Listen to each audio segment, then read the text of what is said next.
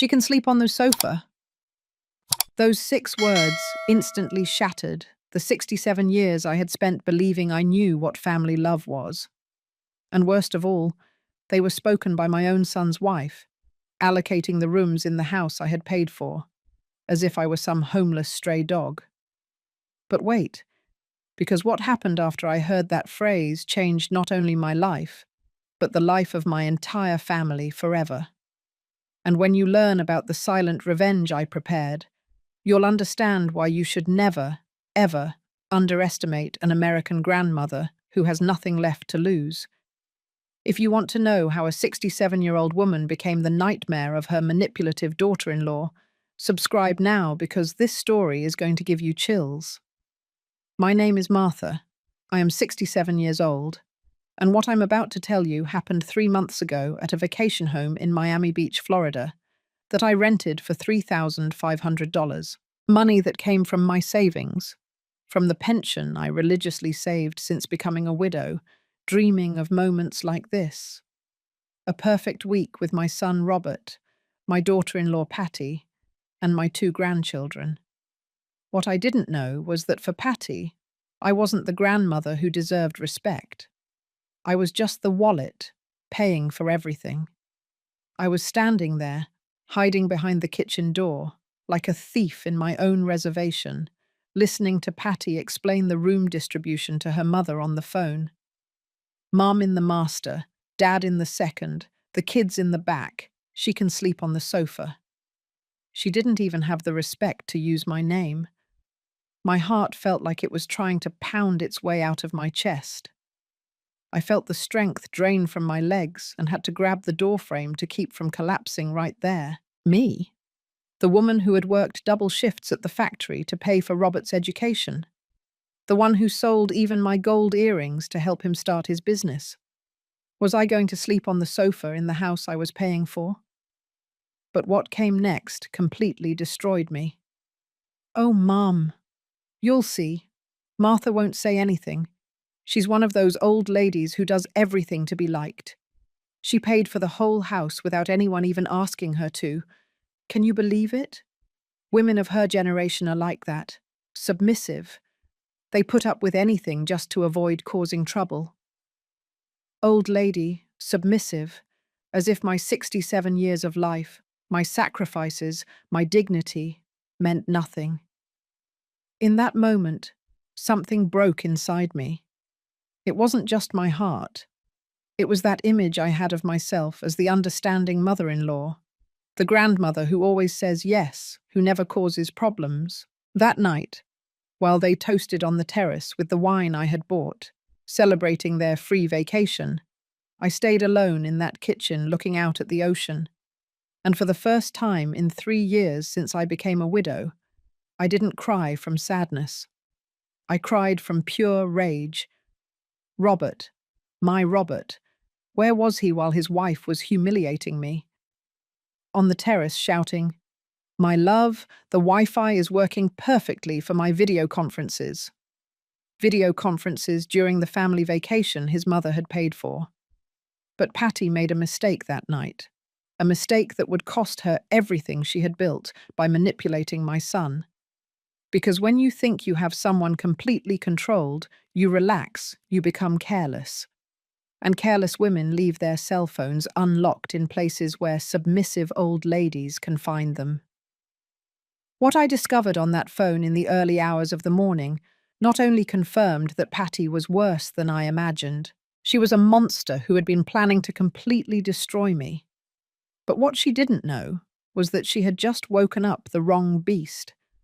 Because when a woman my age decides she's no longer going to be submissive, she doesn't do it quietly anymore. And when she decides it's time for justice, oh my God, the justice that's coming.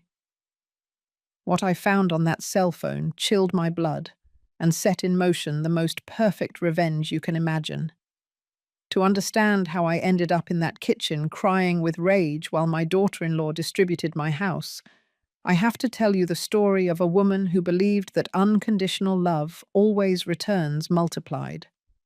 A woman who was wrong. My story with Robert began when I was just 23 years old, and became a widow with an 8-month-old baby in my arms. Robert's father died in a construction accident, and I was left alone with a child and no inheritance other than debt and a broken heart.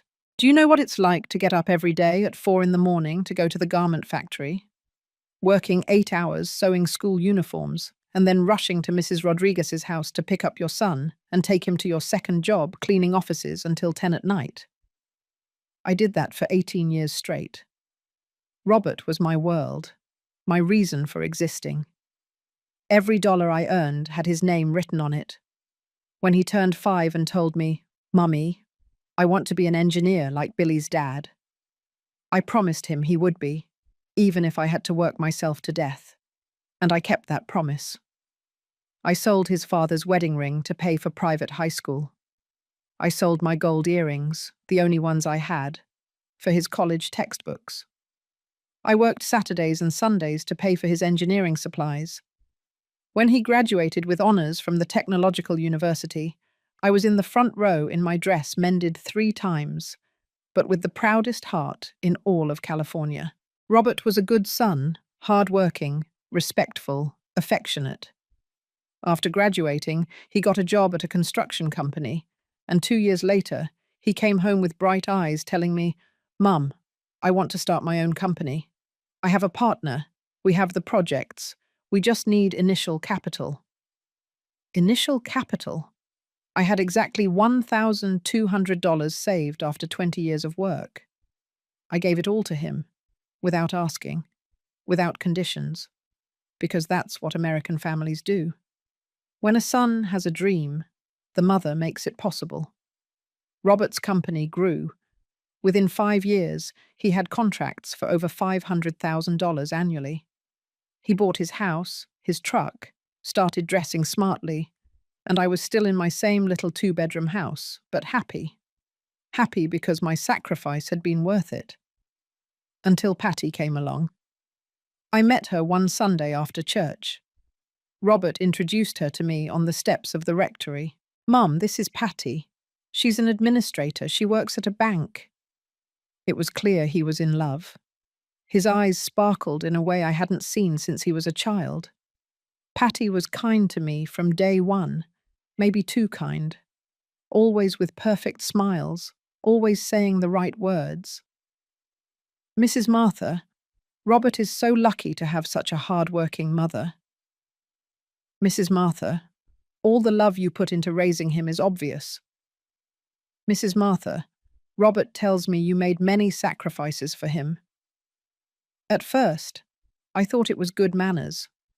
Later, I understood it was strategy. I ignored the first signs because I didn't want to see what was happening. Like when Robert started cancelling our Sunday lunches because Patty had family commitments, or when he stopped calling me every day as he had for 30 years. "Patty says married men need their space," he explained, as if apologizing. Space? I wasn't taking his space. I just wanted to continue being his mother. But Patty was smart, very smart. She never attacked me directly. She never disrespected me to my face. She was more subtle, more poisonous, like when she organized family dinners and forgot to invite me. "Oh, Mrs. Martha, I'm so sorry. It slipped my mind to call you. We're so few people that I didn't think."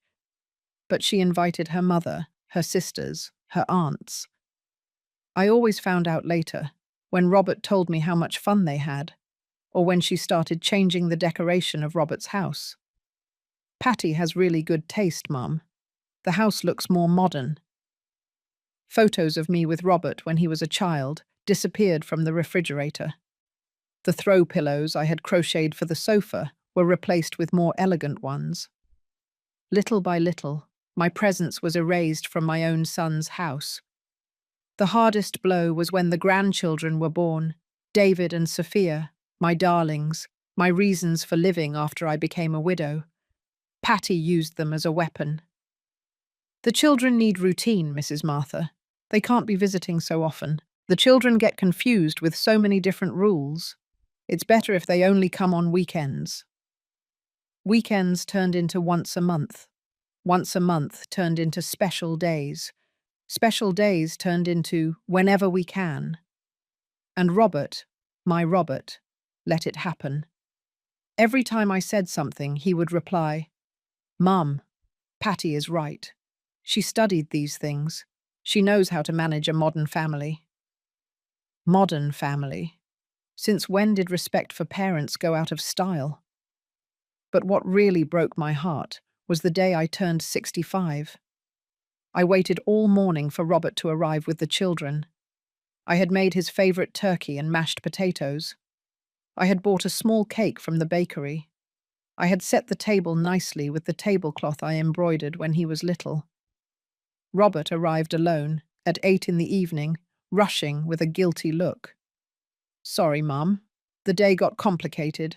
Patty organized a family meal and—" "A family meal without me?" I asked, and I saw his gaze break. "Well, well, it was Patty's cousin's birthday too, and they decided to combine them, and—" That's when I understood. I was no longer family. I was the uncomfortable obligation that had to be attended to when there was spare time. That night, alone in my kitchen, eating cold turkey and looking at my untouched cake, I made a decision. I wasn't going to beg for love. I wasn't going to plead for attention. I was going to maintain my dignity and wait for Robert to remember who had been there when his world fell apart. 3 years passed since that birthday. 3 years in which I tried to be the perfect mother-in-law, the grandmother who doesn't bother, the woman who settles for the crumbs of affection she's given. Until that invitation to Miami Beach came, which I thought was the golden opportunity to win back my family. How foolish I was. But that night, hiding behind the door, listening to Patty call me a submissive old lady, I understood something that changed me forever. I hadn't lost an ungrateful son. I had raised a good man who was being manipulated by a calculating woman. And if Patty thought she could keep playing with me as she had for 5 years, she was about to find out how wrong she was. Because what I found on her cell phone that morning not only confirmed her intentions, it showed me how far she was willing to go to take away the only thing I had left, my home. The call came one Tuesday afternoon while I was watering my geraniums in my small backyard. It was Patty, and her voice sounded strangely cheerful, almost affectionate. "Mrs. Martha, how are you? Look, I have a wonderful idea and wanted to consult you." Consult me.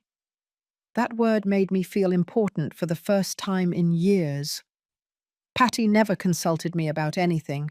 She didn't even notify me when family plans changed. "Tell me, dear," I replied, and even now I'm embarrassed to admit the hope that was in my voice. "I was thinking it's time for the whole family to take a vacation together. The children are growing up so fast. And well, you look a little tired lately. How about we all go to the beach? Like in the movies, a big house facing the ocean, everyone spending time together, making up for lost time." My heart started beating faster. Had she said, making up for lost time? Had Patty finally realized how distant we had become? "Oh dear, that sounds wonderful," I said, and my voice cracked a little. "It's been so long since we've had real family time." "Exactly. That's why I thought of you first. Robert is so busy with work, and I'm so busy with the kids, that sometimes we forget how important it is to be united, especially now that my mum is so lonely since she became a widow last year." Her mum? That's where I should have raised the alarms, but I was so excited about the idea of a whole week with Robert and my grandchildren that I didn't fully process what she had said. "And where were you thinking?" I asked, already imagining myself building sandcastles with David and Sophia. "Well, I was looking, and Miami Beach has some beautiful vacation homes, with private pools, ocean views, a yard for the kids to play. It would be perfect. The problem is—" She paused, and like a fool, I took the bait. "What problem, dear?" "Well, With the kids' school expenses and Robert's business expansion, we're a little tight this month. But don't worry, we'll find a way. Maybe instead of a week, we could just go for a long weekend to a simpler hotel. A simpler hotel. I had already dreamed of that house facing the ocean, of waking up to the sound of the waves and watching my grandchildren run on the beach. How much would the house you mentioned cost? I asked, although I already knew where this conversation was going. Oh, Mrs. Martha, I don't want to worry you with those things. It's about $3,500 for the week, but it's super well equipped.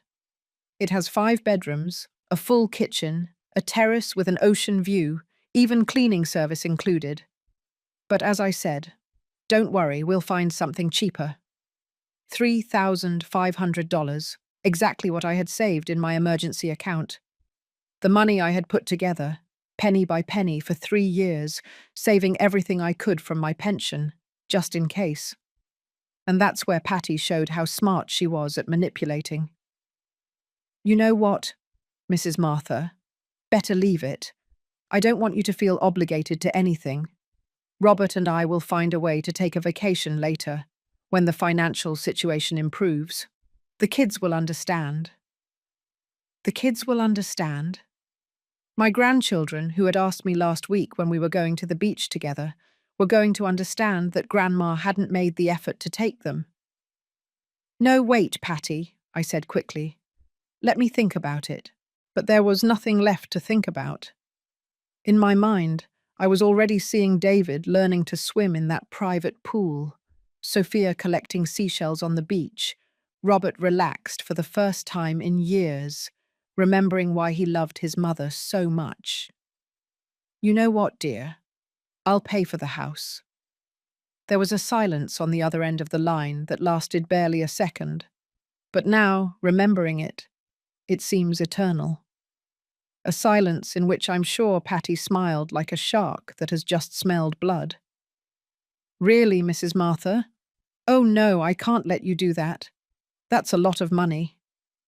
Dear, that's what I work for, so my family can be well. Besides, I haven't treated myself like this in years. It will be my gift to all of us. But Mrs. Martha, are you sure? I just don't want you to feel— I'm absolutely sure, I interrupted her. In fact, I'm excited to be able to do it. It's been so long since we organized something like this as a family. Oh, that's exciting. The kids are going to be thrilled. And Robert is going to be so grateful. He always says you're the best mum in the world. Robert says that. My heart swelled with joy. Maybe things weren't as bad as I thought. Maybe this was the opportunity we had been waiting for to be the united family we once were. Just let me book the house right now before we lose it, Patty said urgently. Can you give me your card details? I should have said that I would make the reservation myself. I should have asked for more details. I should have paid attention to how quickly she had accepted my offer. But I was so excited, so full of hope after years of feeling excluded, that I gave her all my information without thinking twice. Done, Mrs. Martha. It's booked from August 15th to the 22nd. A whole week of family time. It's going to be perfect. How exciting, dear. And does Robert know yet? I'm going to tell him as soon as he gets home from work. He's going to be thrilled that you made this possible. That night, I went to bed feeling like the luckiest woman in the world. I had invested my savings in something worth more than any amount: quality time with my family. A whole week where we could talk, laugh, and remember why we loved each other. I dreamed of breakfasts on the terrace overlooking the ocean, with Robert telling me how the business was going while we drank coffee, with Patty and me cooking together for the whole family, with my grandchildren running toward me shouting, "Grandma!" on that perfect beach. How naive I was. Because what I didn't know was that Patty already had everything planned. She already knew exactly what that week would be like, who would sleep where, and what my place would be in her vacation home. What I also didn't know was that the call on Tuesday hadn't been a coincidence, and that what Patty had planned for me was much worse than sleeping on a sofa. The flight to Miami Beach was the last time I truly felt happy on that vacation. David and Sophia were thrilled, asking me every 5 minutes if we had arrived yet, if the pool was huge, if we were going to see sea turtles. Robert looked relaxed for the first time in months, and even Patty seemed in a good mood. "Mrs. Martha, how smart you were to choose this house," she told me as the plane descended. "The children are going to have precious memories of this vacation." I smiled, my heart full. I had finally done something right. I had finally managed to give my family something valuable. But from the moment we arrived at the house, something felt strange. The house was beautiful. I won't deny it. Exactly as Patty had described it. White, modern, with an immense terrace that opened straight onto the turquoise ocean, a yard with palm trees, and a pool that sparkled under the Florida sun. It was the paradise I had imagined in my dreams. The problem wasn't the house. The problem was how Patty acted from the second she set foot in the entrance. "Kids, come here. I'm going to show you your room," she shouted, taking the keys from the driver and walking as if she owned the place. "Robert, my love, bring the heaviest bags. Mrs. Martha, don't worry about a thing, just relax." Relax? I wanted to participate.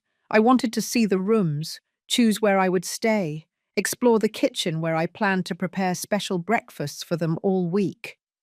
But Patty had already taken total control. "Look how lovely," she was saying, opening doors and windows as if it were her home all her life. "Robert, this is our room, isn't it perfect? It has a walk-in closet and a private bathroom with a jacuzzi." Then she ran to another room. "Kids, come see, you have bunk beds and an incredible view of the yard." I followed her like a tourist in my own reservation, carrying my small bag, waiting for her to assign me a spot in the paradise I had paid for. "And Mrs. Martha," she finally said, almost as if she had forgotten about me, "you can stay in the guest room. It's very comfortable. It has its own bathroom, and it's nice and cool with the air conditioning." The guest room. In the house I had rented, I was the guest, but that wasn't the worst part. The worst part was realizing that the real lady of the house was neither Patty nor me. It was Linda, Patty's mother, who arrived that same afternoon in a taxi from the airport, as if it had been planned all along. "Dear, what a beautiful house you chose," she shouted to Patty while hugging her. "The rooms are spacious, and that terrace, perfect for my morning yoga." Her morning yoga? Did Mrs. Linda already know where she was going to exercise in my house? "Mum, I'm going to show you your room. It's the master with the best ocean view," Patty said, and I felt like I had been slapped. The master room, for Patty's mother. And where was I going to end up? "Patty," I said softly, trying not to sound annoyed in front of the children. "I thought we were going to organize ourselves together. I didn't know your mum was coming." "Oh, Mrs. Martha, I forgot to mention it. My mum is going through a very difficult time since she became a widow, and I thought this vacation would do her a lot of good. You understand, right? Women our age need family support." Women our age? Linda was 62, I was 67, but apparently she deserved the master room and I deserved the guest room. "Of course, dear," I replied, because what else could I say? The children were there, running around excitedly, and I didn't want to be the sourpuss who ruined the first day. But Robert, my Robert, didn't say anything, not a word of protest, not even, "Mum, are you comfortable with this arrangement?" Nothing. During that first afternoon, while I was unpacking in my guest room, I listened to the voices of Patty and her mother, organizing the whole week as if I didn't exist. "Tomorrow we can go to the Everglades, but early to avoid the heat. Wednesday is perfect for the snorkeling tour. The kids will love it. Friday, we can have the special dinner on the terrace. I brought my secret recipe for crab cakes. Her secret recipe? In the kitchen that I was paying for. I went down to the living room expecting to join the family planning, but when I arrived, Patty and her mother had already finished organizing everything. Mrs. Martha, have you settled in? Look, we have the whole week planned. It's going to be amazing. They showed me a handwritten list with all the activities, schedules, even the menus for each day. Everything decided without consulting me, as if I were a last-minute boarder in my own paid vacation. And what can I do to help? I asked, trying to sound useful. Oh, don't worry about a thing, Patty told me with that smile I was starting to hate. Just relax and enjoy yourself. Linda and I have it all organized. Linda and I, as if they were the hostesses and I was the guest who had to be grateful for being included. That night, during the dinner they had prepared with the ingredients I had paid for, I had to sit at the end of the table while Patty and her mother occupied the head seats, like the true matriarchs of the family. Robert was absorbed in his cell phone, answering work emails. The children ate excitedly, recounting everything they wanted to do the next day, and I felt like an invisible ghost at my own table. Mrs. Martha, you can stay resting at the house tomorrow if you like, Linda told me with false consideration. The Everglades tour is very strenuous for, well, you understand. For what? For old ladies like me? No, thank you. I'm going, I replied with more firmness than I had used in years. I've always wanted to see the alligators. Patty and her mother exchanged a look that I didn't like at all. Of course, Mrs. Martha. Whatever you prefer, Patty said. I just warn you that it's a lot of walking in the sun. As if I were so fragile that I couldn't walk. As if I hadn't worked on my feet 8 hours a day for 30 years of my life. That night, lying in my guest room, while listening to the laughter of Patty and her mother on the terrace enjoying the wine I had paid for, I understood that I had made the biggest mistake of my life. I hadn't organized a family vacation. I had paid $3,500 to be humiliated in high definition in front of the Caribbean Sea. But what came the next day made me understand that the humiliation was just beginning. And when Patty thought I was asleep and I heard her phone conversation with her sister, I knew that everything had been a trap from the beginning. The second day in Miami Beach was when I understood that I hadn't come on vacation. I had come to witness my own destruction as the matriarch of my family. It all started in the Everglades.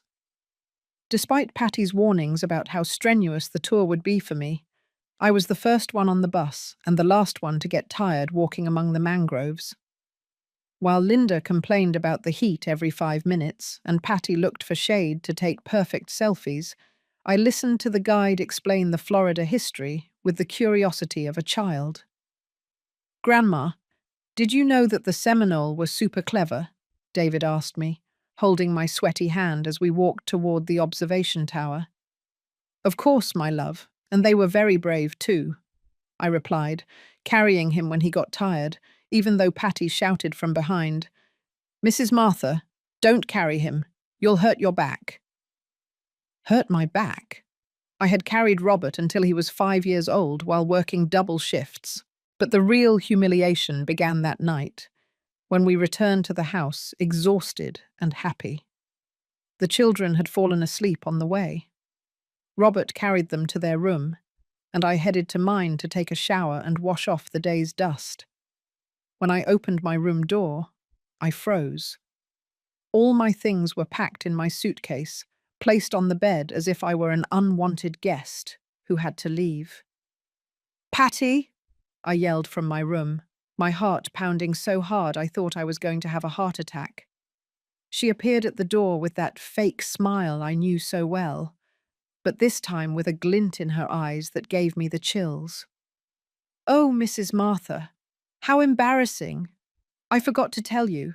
My cousin Alice just arrived by surprise with her husband, and they urgently need a room. They're on their honeymoon, can you imagine? I couldn't say no. Her cousin, in my vacation home, and I had to leave my room for strangers. But Patty, I said, trying to stay calm, where am I going to sleep? Oh, don't worry. The sofa in the living room is super comfortable. It even has memory foam cushions. You'll be better off than in any five-star hotel. The sofa. At my 67 years old, after paying $3,500, after working my whole life to give my family everything, they were sending me to sleep on the sofa as if I were a beggar. And can't she stay in another room? I asked, feeling my voice break. What other room, Mrs. Martha? My mum is in the master. We're in the second. The children are in the third. There are no more rooms. Yes, there were more rooms. There was a small study in the back that had a sofa bed, but clearly that was reserved for storing Patty's and her mother's things, as if it were their personal closet. Patty, I paid for this house, I told her firmly for the first time, and I saw her face change for a second. Yes, Mrs. Martha, and we all thank you very much. That's why we don't want you to worry about anything. We'll make sure everyone is comfortable. You just relax. Relax? On the living room sofa? Robert appeared at that moment, sweating and tired from carrying sleeping children. What's going on here? He asked, seeing our tense faces. Nothing, my love, Patty immediately said. I was just explaining to your mum that Alice and Ricardo arrived by surprise and we need to rearrange the rooms. Ah, perfect, Robert said without even asking for details. Have you eaten dinner yet? I'm starving. Perfect. Did he think it was perfect that his mother was sleeping on the sofa while strangers occupied her room?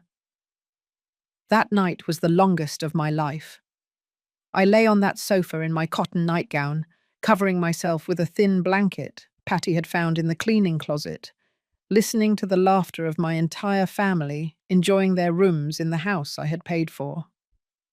I listened to the children excitedly talking in their room about everything they had seen that day. I listened to Robert and Patty talking in low voices in their air-conditioned room.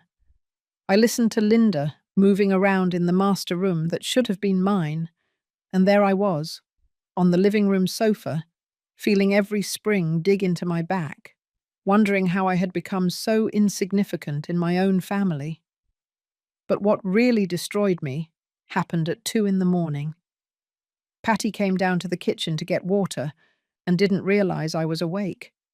She spoke softly on the phone, but in that house, everything could be heard. Carol, can you believe how easy it was? She was saying to her sister with a chilling laugh. The old lady paid for everything without asking questions. $3,500, can you believe it? And now she doesn't even dare to complain that I sent her to the sofa. Old lady. The old lady who paid for everything. No, she won't say anything. She's one of those mothers-in-law who does everything to be liked. Robert is already completely on my side. He doesn't defend her like he used to. The truth is, I even feel sorry for how desperate she is for attention. Desperate for attention? For wanting to be treated with respect on the vacation I myself was paying for? I swear it's pathetic, Carol. Today at the Everglades, she started carrying David as if she were a young grandmother, just to get attention. Robert was even embarrassed. Robert was embarrassed of me? For carrying my own grandson? But what came next was the dagger that pierced my heart. The best part is that now that I've confirmed she's this submissive, we can proceed with the plan I told you about. Robert is almost convinced that she needs, more specialized care. He says he's noticed her being more forgetful lately, more fragile. Plan? What plan? And what specialized care were they talking about? Yes, sis. In 6 months, maximum, we'll have her somewhere where she's well cared for, and we can live peacefully without her always meddling in our affairs. In that moment, I understood everything. It wasn't just about humiliating me on a vacation. It was about getting me out of Robert's life forever. I lay there, stretched out on that sofa, crying silently while Patty went back up to her room in my house, planning how to institutionalize me to keep my son completely. For the first time in my life, I felt like I wanted to die. I felt like I had nothing left to fight for, that I had raised a son who saw me as a nuisance, that I had given my whole life for a family that considered me a problem to be solved. But then, something happened inside me, something I hadn't felt since I was 23 years old and widowed with a baby in my arms. Rage. Pure rage that burned inside me like volcanic lava. No, I wasn't going to let them send me to a nursing home as if I were trash. I wasn't going to allow Patty to destroy everything I had built with so much sacrifice. And I definitely wasn't going to keep being the submissive old lady who settled for scraps. Because what Patty didn't know was that night, while she slept peacefully believing she had me controlled, I found her forgotten cell phone in the kitchen. And what I discovered there gave me the weapons to destroy her perfect world. At 4 in the morning, when I could no longer pretend I was asleep on that sofa that had become my torture bed, I decided to get up for water. My back hurt as if I had been beaten, and my eyes were swollen from crying silently. The house was completely silent. I could only hear Linda's distant snoring from the master room, which should have been mine, and the ocean waves, which now sounded like a mockery of my suffering.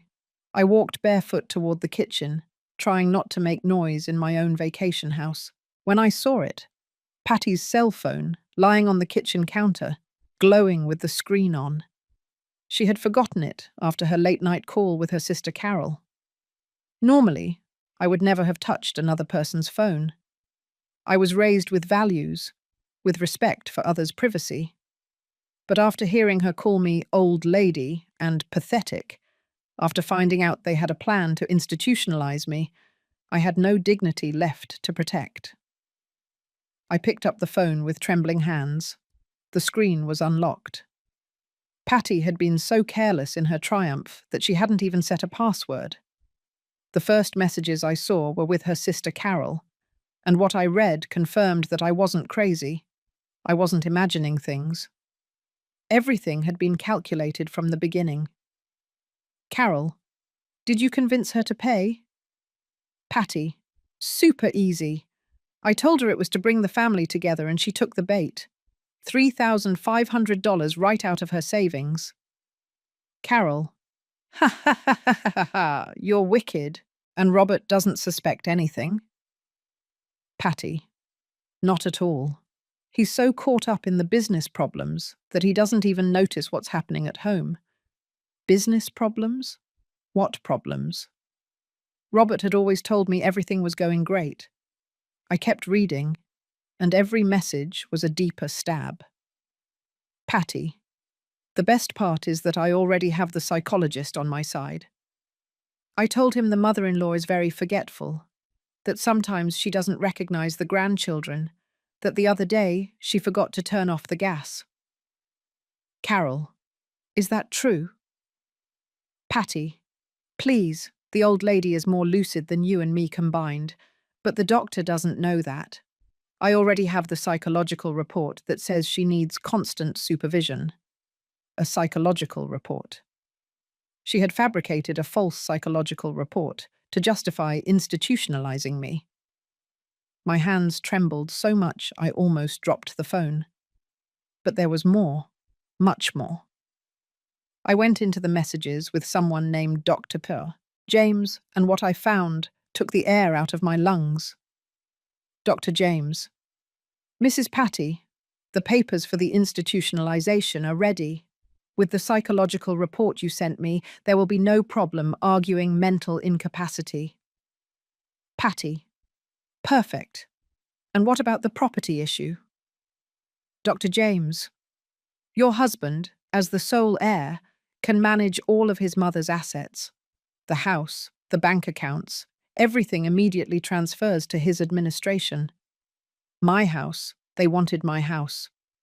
The little two-bedroom house that I had worked 30 years for, that I had paid for dollar by dollar with the sweat of my brow, for which I had sacrificed even food so as not to miss a single monthly payment.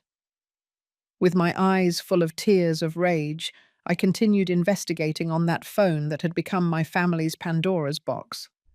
I found a conversation with a certain Attorney Smith that chilled my blood. Attorney Smith: Patty, the numbers don't lie. Robert's company has debts of $200,000. If they don't pay in the next 3 months, there will be foreclosures. Patty: What if we sell the old lady's house? Attorney Smith: With the $180,000 it's worth, they cover almost all the debt. But she needs to sign voluntarily, or Robert needs legal power over her assets. $200,000 of debt. Robert was ruined, and I didn't know it. Patty didn't just want to take away my home out of malice. She needed me out of the way to save her assets with my sacrifice. But what I found next showed me the extent of this woman's betrayal. Photos. Hundreds of photos in a hidden folder. Photos of Patty with a man who was not Robert. Kissing, hugging, in elegant restaurants, in hotels, in situations that left no room for doubt. And the messages with that man saved under the name insurance work. Insurance work. Love, we're almost ready. As soon as the old lady is admitted and her house is sold, Robert can declare bankruptcy. We lose the company, but we save the money. Patty: And after? Insurance work. Then I divorce my wife, you divorce Robert, and we go live in Puerto Rico with the clean money. It couldn't be real. It couldn't be that my daughter-in-law was planning not only to steal my house and institutionalize me, but also to destroy Robert financially and emotionally to run off with her lover. I stood there in that kitchen at 5 in the morning, reading message after message that shattered every illusion I had about my family. Patty wasn't just manipulative. She was a professional con artist who had seen the perfect victims in Robert and me. But there was something else. Something that gave me the first spark of hope in days. A message from just 2 hours before, when Patty thought I was asleep on the sofa. Patty: Carol, tomorrow night the old lady is going to sign the papers. I'm going to tell her they are health insurance documents, but they are actually the legal powers we need. Tomorrow. I had less than 24 hours before they made me sign my own civil death sentence. At that moment, standing in that kitchen with my enemy's phone in my hands, I made the most important decision of my 67 years of life. I was no longer going to be the victim. Silently, I took photos of every message, every conversation, every compromising image. My old cell phone took forever to save each screenshot, but I didn't care. I documented everything, every betrayal, every lie, every piece of evidence that Patty was not who she pretended to be. When I finished, I put her phone back exactly where I had found it and returned to my sofa. But I was no longer the same woman who had gone to bed crying 3 hours earlier. Now I was a woman with information, a woman with evidence, a woman who knew exactly what she was fighting against. Patty had made the biggest mistake of her life, underestimating an American woman who had raised a son alone, who had worked double shifts for 30 years, and who had survived everything life had thrown at her. That morning, while she slept peacefully, believing she had everything under control, I began to plan the most perfect revenge you can imagine. Because if Patty wanted to play dirty, she was about to discover that she had chosen the wrong opponent, and that this submissive old lady had cards up her sleeve that she never would have imagined. The dawn of the third day in Miami Beach found me completely different. I was no longer the broken woman who had gone to bed on that sofa. I was a woman with a mission, to protect what I had built in 67 years of life, and to teach Patty that she had chosen the wrong victim. While the rest of the house slept, I was already awake, mentally organizing every piece of information I had discovered. The photos of the lover, Robert's secret debts, the plan to institutionalize me, the forced sale of my house. Everything was connected like a macabre jigsaw puzzle, and I was the only one who had the full picture. The first thing I did was act normal. When Patty came down for breakfast with her usual fake smile, I already had the coffee ready and was making scrambled eggs and hash browns for the whole family. "Oh, Mrs. Martha, how did you sleep? Did you sleep well on the sofa?" she asked me with that sweet voice I now knew was pure poison. "Very well, dear," I lied to her with the best smile I could muster. "Even better than in my bed at home. This sea air relaxes me so much." I saw her shoulders relax. She thought she had won, that she had completely tamed me, that I was so submissive I even thanked her for making me sleep on the sofa. How wrong she was. During breakfast, while Robert checked his work emails with a worried look and the children planned their day at the beach, I observed Patty like a hawk studies its prey before attacking. Every gesture, every word, every glance she exchanged with her mother Linda. "Robert, my love," Patty said, while pouring him more coffee, "don't you think your mum looks a little tired lately?" There it was, the first move of her plan to make me seem mentally fragile. "Mum?" Robert looked at me attentively for the first time in days. "Are you feeling okay? I noticed you were a little quiet last night." "I'm perfect, son," I replied firmly. "It's just that at my age, I don't have the energy you young people have. But mentally, I'm clearer than ever." Patty frowned for a fraction of a second. She didn't like my answer. She expected me to confirm her narrative of weakness. "It's just that I've noticed her being a little, how should I put it without offending you? A little absent-minded," Patty insisted. "Yesterday at the Everglades, she forgot where she put her purse like 3 times." A lie, I had never forgotten anything, but Robert nodded as if he remembered something. "Now that you mention it, at home too. The other day I came home, and you had left the stove on, Mum." The stove on? I had never done that in my life, but I saw Patty smile subtly. She had been planting those ideas in Robert's head for months, maybe years. In that moment, I understood the diabolical genius of her plan. It hadn't just been about humiliating me on this vacation. It had been a long, slow process of making my own son doubt my mental capacity. And I had been so focused on trying to be the perfect mother-in-law that I hadn't realized it. "Robert," I said, looking him directly in the eyes, "I have never in my life left the stove on, not for one day. In fact, I always check twice before leaving the house." "Of course, Mrs. Martha," Patty intervened quickly. "It was surely an unimportant oversight. It happens to all of us." But I wasn't going to let her control the narrative anymore. "Patty, since we're talking about oversights," I said with an angelic smile, "didn't you forget your cell phone in the kitchen last night? I saw it there when I got up for water." She went pale, completely pale. "My cell phone? Yes, right there on the counter. Good thing I put it in the drawer so it wouldn't fall. Wouldn't want anyone to see it lying around." The way she looked at me in that moment confirmed that she knew that I knew, but she couldn't say anything in front of Robert and the children. I spent the rest of the day being the perfect grandmother. I played with David and Sophia in the pool, told them stories of when their father was little, carried them when they were tired of swimming. But mentally, I was working on my plan. Every time Patty tried to make a comment about my supposed mental fragility, I proved the opposite. I remembered details she had forgotten, solved problems no one else could. I even helped Robert with some calculations for his work that he had on his cell phone. "Your mum was always very good with numbers," he told Robert, and I saw Patty get annoyed because it didn't fit her narrative of the senile mother-in-law.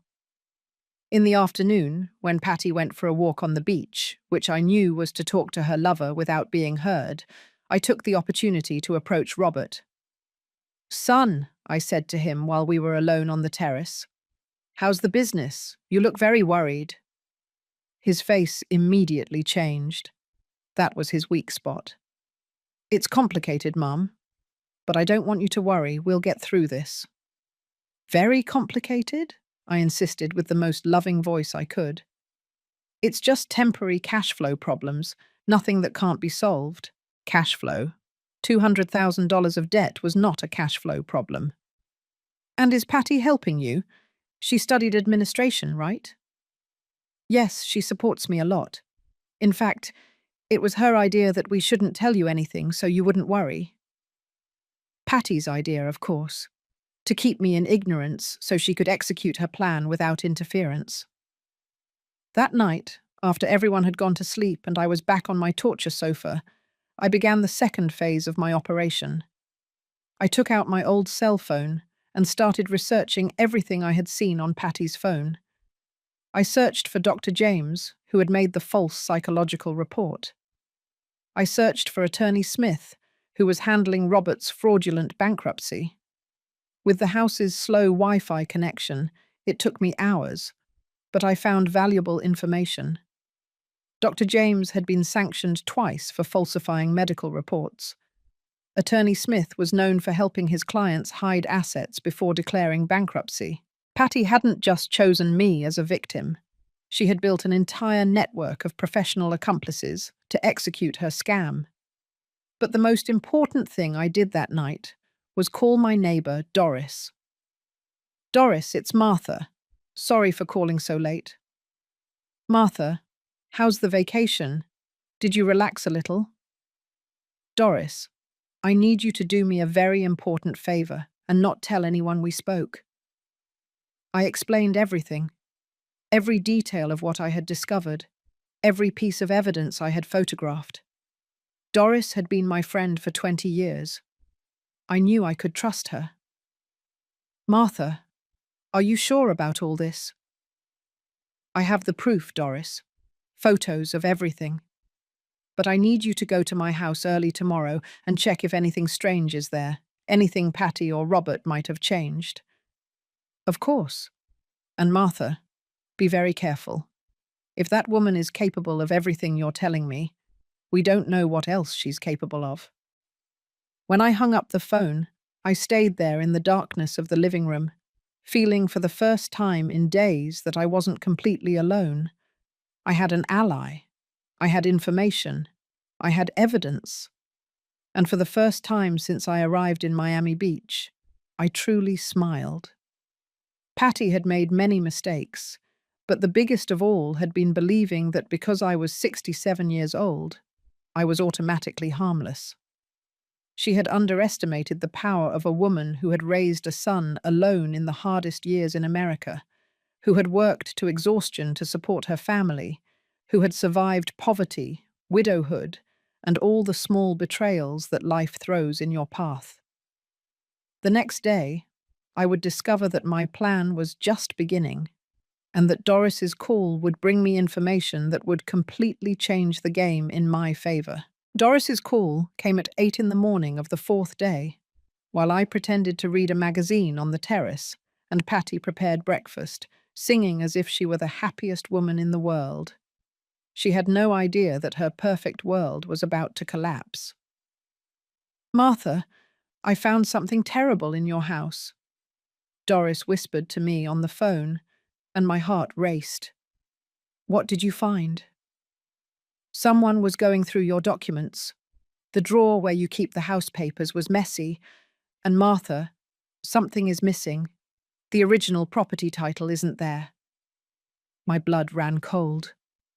Patty had sent someone to steal my house papers while I was in Miami Beach.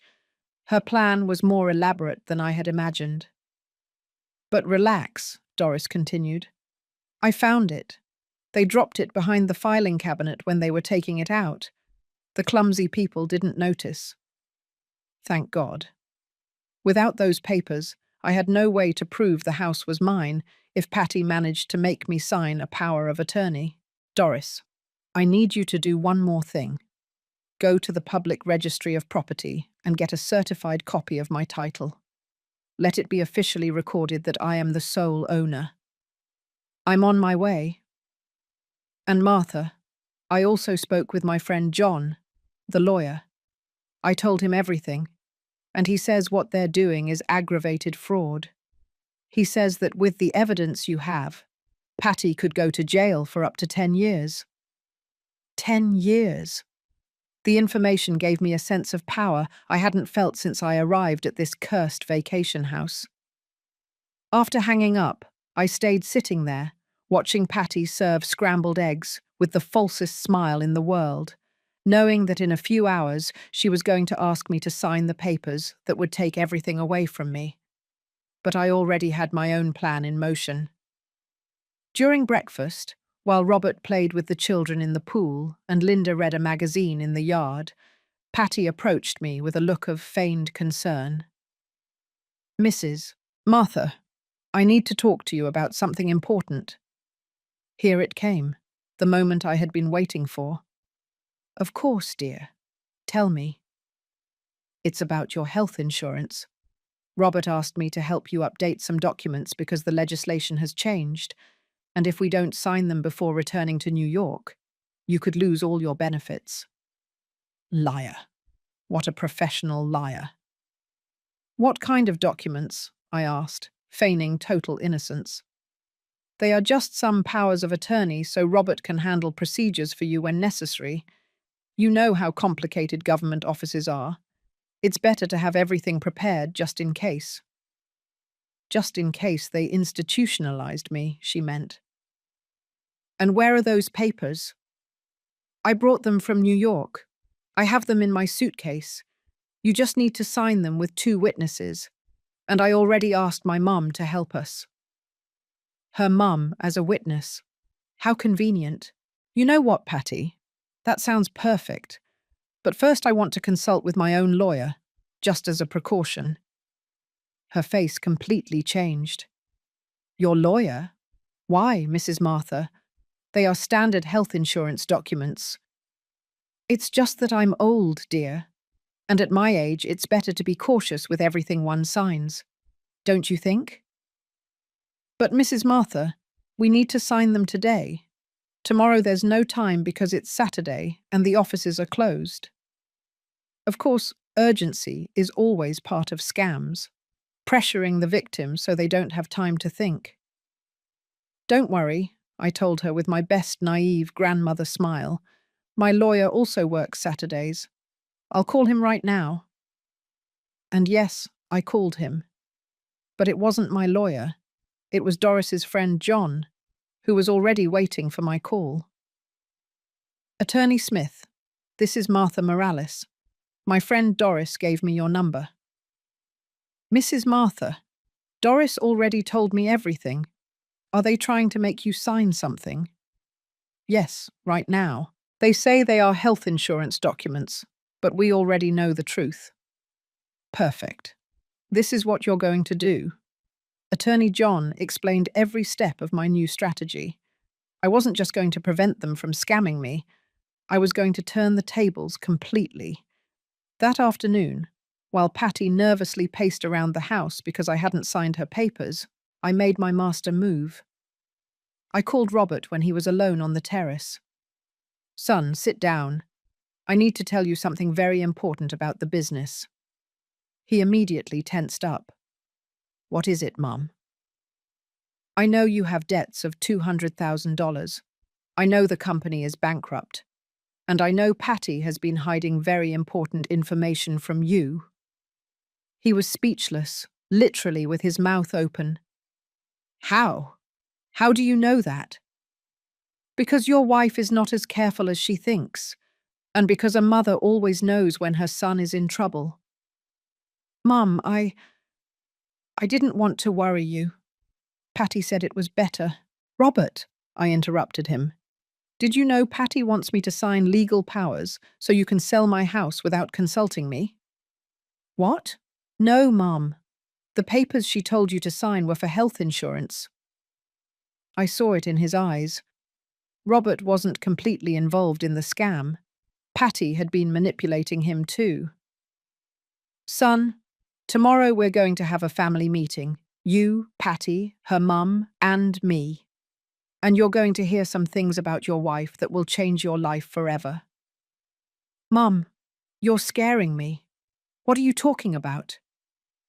That your wife is not who you think she is, and that tomorrow night you'll know the whole truth. That night, lying for the last time on the living room sofa of my vacation house, I smiled up at the ceiling. Patty had spent all day trying to convince me to sign her papers.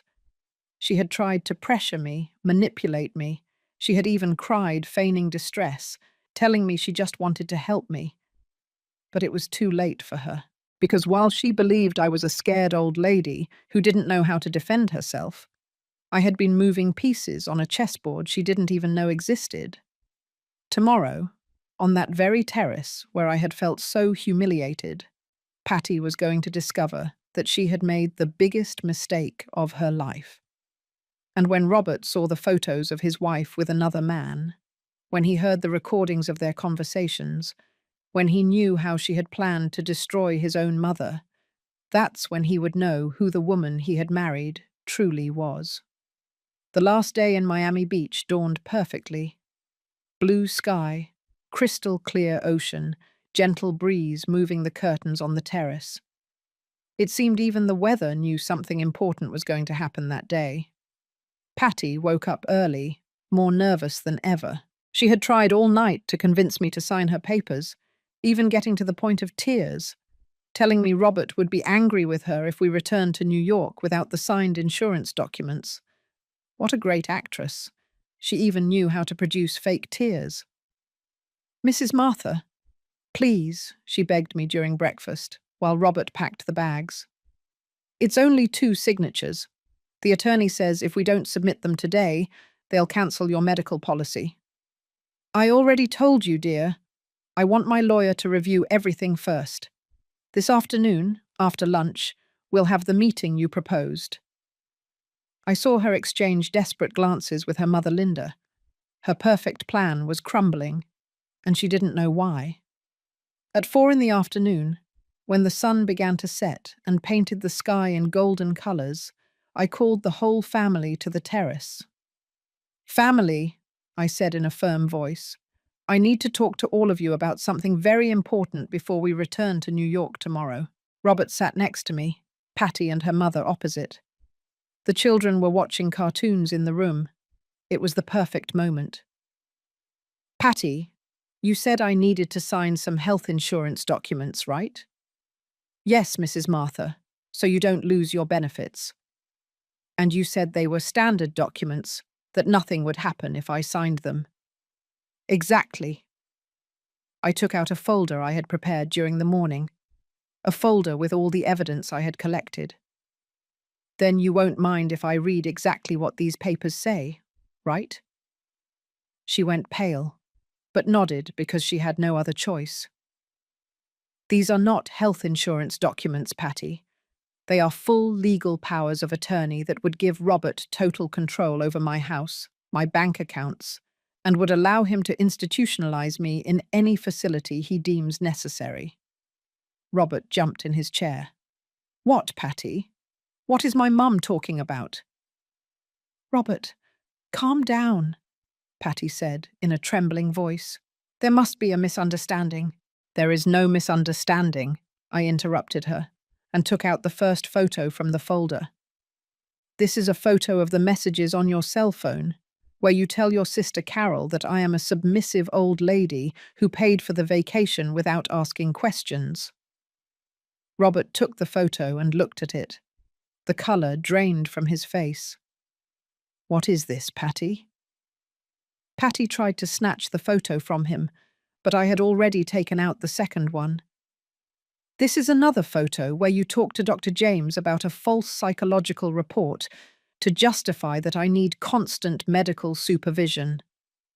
Robert, your mum went through my cell phone. It's a violation of privacy, Patty shouted, but she already sounded desperate. Is this true, Patty? Robert's voice was broken. Did you make a false medical report about my mum? For your own good, for our good. Your mum needs special care, and you're too busy to notice. Here's the third photo, I continued relentlessly. Your messages with Attorney Smith about the $200,000 of debt in Robert's company and how you plan to sell my house to pay them. Robert stood up as if he had been struck by lightning. $200,000? Patty, you told me it was only $50,000. Robert, calm down. We'll fix it. No, my son shouted for the first time in years. Don't tell me to calm down. You've been lying to me about everything. But I wasn't finished yet. I took out the most devastating photos. And these, Robert, are the photos of your wife with her lover in luxury restaurants and hotels, while you worked like a dog trying to save the business. The silence that followed was deafening. Robert took the photos with trembling hands. Photo after photo of Patty kissing another man, hugging another man, in situations that left no room for doubt. Who is he? Robert asked with a voice I had never heard from him before. A broken, empty voice. Patty was crying, but these were no longer manipulative tears. They were tears of terror because she knew everything was over. Robert, I can explain. Who is he? My son yelled with all the fury accumulated from years of being deceived. He's someone who understands me, who supports me. Your husband supported you. Your husband worked his tail off to give you the life you wanted. Then I dropped the final bomb, the one that would make everything explode. Robert, here are the messages where Patty plans to divorce you once they sell my house, to go live in Puerto Rico with this man and the money they took from our family. Robert read the messages in silence. I watched his tears fall onto the paper. You were going to leave me? He asked Patty, with the voice of a hurt child. After everything I did for you, you were going to leave me with nothing? Robert, please, we can fix this. Linda, who had been silent the whole meeting, finally spoke. Patty, is all this true? Mum, you knew about the plan. You helped me. And that's where Linda showed that she at least had some decency that her daughter didn't. I knew you wanted Robert to manage his mother's finances. I didn't know there was a lover, that there were false medical reports, that you had made me an accomplice to a scam. Patty's family fell apart in 5 minutes. Robert was crying from rage and pain. Linda was yelling at her daughter for having deceived her. Patty cried, asking for forgiveness that was already useless. And I sat there, watching justice be served after years of humiliation. Robert, I said in a soft voice, your wife not only wanted to steal my house, she wanted to destroy you too. She wanted to leave you without a family, without money, and without a home. My son looked at me with eyes full of tears, and for the first time in years, he was my little boy again. Mum, forgive me. Forgive me for not believing you. Forgive me for letting her treat you like that. There's nothing to forgive, son. A mother always protects her children, even if they don't realize it. Patty tried one last time to save her own skin. Robert, please, we can go to couples therapy. We can fix this. But Robert was no longer the manipulable man he had been for 5 years. No, Patty, it's over. Tomorrow I start the divorce proceedings. And when Patty realized that she had lost everything, her husband, her family, her perfect plan, and that she now faced years in prison for fraud, her last card was to threaten me with something that chilled my blood and changed the course of this entire story. Patty's final threat came when she had nothing left to lose. When she realized that Robert was not going to forgive her, that her mother had repudiated her, and that all her evidence was in my hands, she showed her claws one last time. Fine, she yelled with a voice I had never heard from her, full of pure venom. If you're going to destroy me, I also have information that can destroy you. Robert and I looked at her, not understanding what she was talking about. Robert, your precious company didn't go bankrupt because of bad luck. It went bankrupt because you and your partner were diverting government money for 2 years. I have all the fake invoices you made. The world stopped. Robert went white as a sheet. What are you talking about, Patty? She's talking about the government contracts you inflated, the works you charged for without finishing, the materials you never bought but reported as expenses. Robert collapsed into the chair. I saw in his eyes that it was true. Mom, he said in a broken voice, I didn't know it was illegal. My partner told me everyone did it, that it was the only way to be competitive. Patty smiled with pure malice. Martha, if you report me for fraud, I'll report Robert for corruption. Your perfect son is going to go to jail for 10 years. In that moment, I understood the endgame. Patty had been collecting incriminating information on Robert from the beginning, not out of love, but as life insurance for when this moment arrived. But she didn't know the woman she was messing with. Patty, I said with a calm that surprised even me. You're right. Robert made serious mistakes. And do you know what we're going to do about it? What? She asked, thinking she had won. We're going to confess everything. Tomorrow morning. Robert is going to return every last dollar that doesn't belong to him. He's going to pay the fines. He's going to assume the consequences of his actions. And he's going to rebuild his life honestly. Robert looked at me astonished. Mum? Because that's how my mother raised me, and that's how I raised you. Mistakes are confessed, repaired, and learned from, but they never, ever become chains for others to manipulate us. Patty couldn't believe what she was hearing. He's rich and corrupt, and I prefer him to pay for his mistakes with dignity than to live his whole life blackmailed by you. In that moment, Robert stood up, approached me, and hugged me as he hadn't hugged me since he was a child. You're right, Mum. We're going to fix everything, no matter the consequences. Patty had lost her last card.